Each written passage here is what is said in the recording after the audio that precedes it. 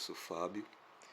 Eu vou mostrar para vocês algumas situações do reino artista que não vai dar tempo a gente mostrar em sala de aula. É um reino bastante complexo e o assunto ele é muito grande. Então vamos tentar aqui entender um pouquinho sobre o comecinho dos conceitos do que são protozoários, tá? Que é uma teoria chamada teoria da endossimbiose. Ela tenta explicar a origem das células eucariontes, uma vez que os protozoários eles são seres eucariontes, unicelulares ou pluricelulares, de nutrição heterotrófica ou autotrófica. Mas, professor, por que os protozoários, os proctistas, eles são seres unicelulares ou são pluricelulares? Unicelulares porque existem alguns representantes dentro do reino proctista que o corpo é constituído por apenas uma única célula. E pluricelulares porque nós vamos ver representantes de algas proctistas que o corpo é constituído por várias células. Mas o que eu quero mostrar para vocês aqui é porque os protozoários, os proctistas, eles são eucariontes.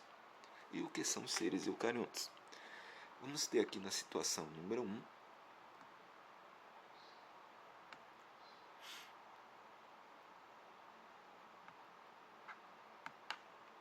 uma célula primitiva procarionte. Professor, o que é uma célula primitiva procarionte? Tá? O que são células procariontes? Então acredita-se, gente, que no passado existia uma célula, tá, primitiva, formada, basicamente, ela tinha uma membrana envolvendo o citoplasma e dentro desse citoplasma o material genético, tá, que capacitava essa célula a poder se reproduzir, a poder se replicar. E essa célula é chamada de procarionte por quê, professor? Células procariontes são células que apresentam um núcleo. Aqui, ó, em vermelho eu tenho o material genético, tem um núcleo. E esse núcleo ele se encontra espalhado no citoplasma, tá? Ele não está dividido, não está separado do citoplasma. Ou seja, o núcleo ele não tem uma membrana que o separe do próprio citoplasma. Então acredita que as primeiras células elas eram procariontes, apresentavam apenas uma membrana, um citoplasma e um núcleo desprovido, tá, de membrana carioteca. A gente já vai ver a formação da membrana carioteca, tá? Mas basicamente esse núcleo ele era disperso, tá? Misturado com o citoplasma. Acredita-se que essa célula ela sofreu invaginação da sua membrana, tá?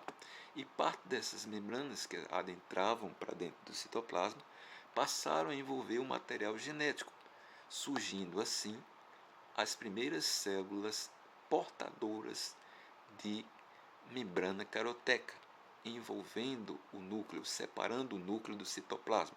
São as chamadas células eucariontes.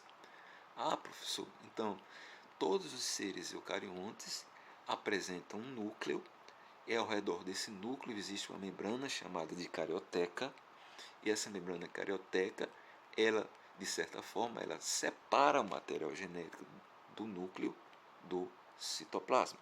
E todos os seres eucariontes apresentam essa organização celular, tá?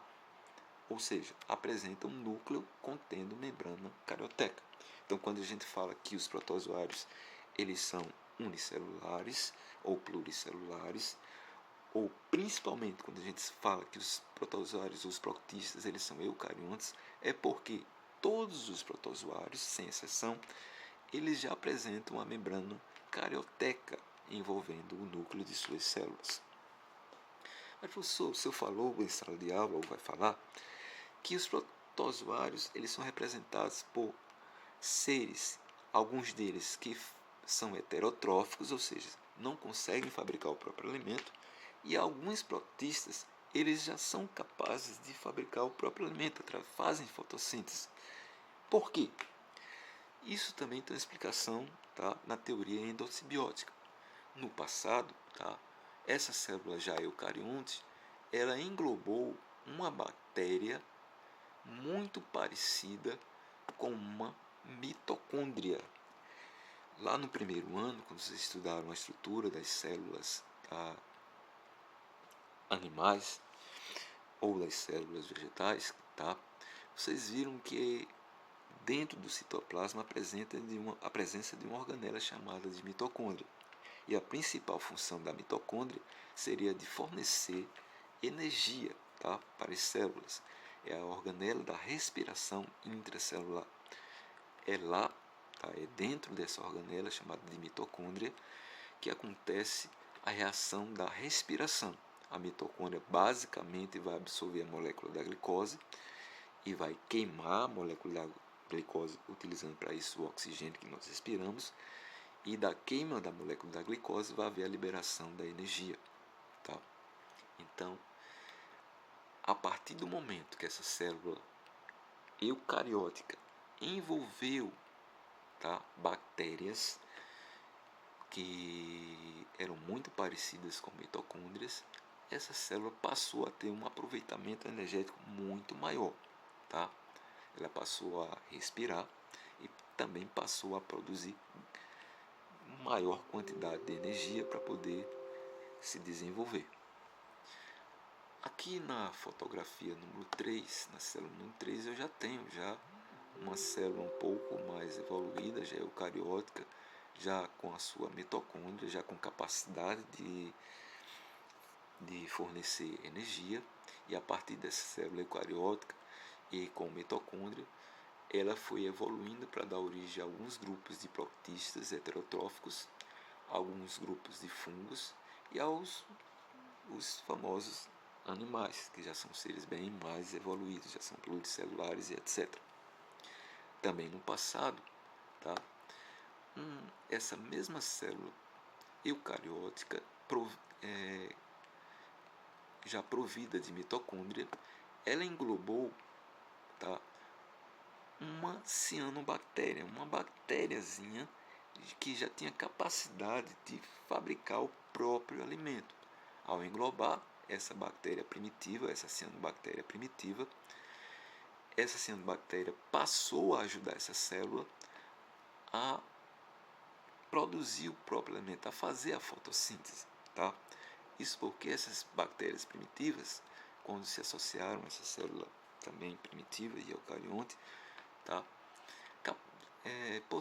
Capacitaram, vamos dizer assim, essa célulazinha a produzir, tá, o próprio alimento, a fazer fotossíntese.